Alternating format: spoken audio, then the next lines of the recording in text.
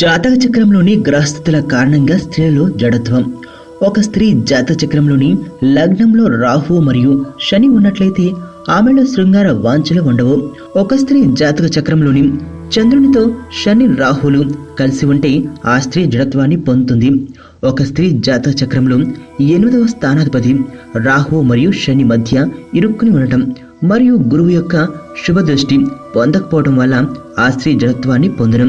స్త్రీ లేదా పురుషుని జాతక చక్రంలోని అన్ని కేంద్ర స్థానాలు పీడను పొందినట్లయితే లేదా అన్ని కోణ స్థానాల్లో పాపగ్రహాలు ఉన్నట్లయితే ఆ జాతకులు సమాజ నియమాలను ఉల్లంఘించి శృంగారపరంగా తమ ఇష్టం వచ్చినట్లు ప్రవర్తించడం జరుగుతుంది. మేషం, సింహం మరియు ధనస్సు రాశులలో జన్మించిన వారు విపరీతమైన శృంగారాన్ని వాంఛిస్తారు.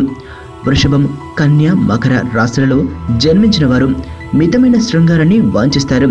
కర్కాటకం, వృశ్చికం, మీన రాశులలో జన్మించిన వారు విపరీతమైన శృంగారాన్ని కోరుకున్నప్పటికీ విపరీతమైన వ్యామోహాన్ని శృంగార భాగస్వామి పట్ల ప్రదర్శిస్తారు. పురుషులు 3 రకాల వారిగా లైంగికంగా విభజించబడ్డారు. వారు ఎవరంటే కుందేలు జాతి పురుషులు. వీరి యొక్క లింగము 6 అంగుళముల పొడవు వరకు ఉంటుంది.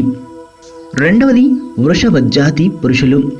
వీరి యొక్క లింగము 6 అంగుళముల పొడవు వరకు ఉంటుంది.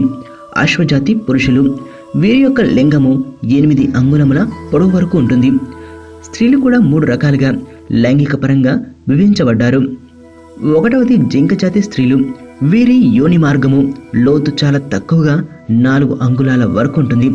శశక లేదా కుందేలు జాతి స్త్రీలు. వీరి యోని మార్గము లోతు మధ్యస్థంగా 6 అంగుళాల వరకు ఉంటుంది. హస్తి జాతి స్త్రీలు. వీరి యోని మార్గము లోతు చాలా ఎక్కువగా 8 అంగుళాల వరకు ఉంటుంది. మీకు తెలియని మరిన్ని రహస్యాలను తెలుసుకోవాలనుకుంటున్నారా? అయితే సబ్స్క్రైబ్ చేయండి రహస్యవాణి.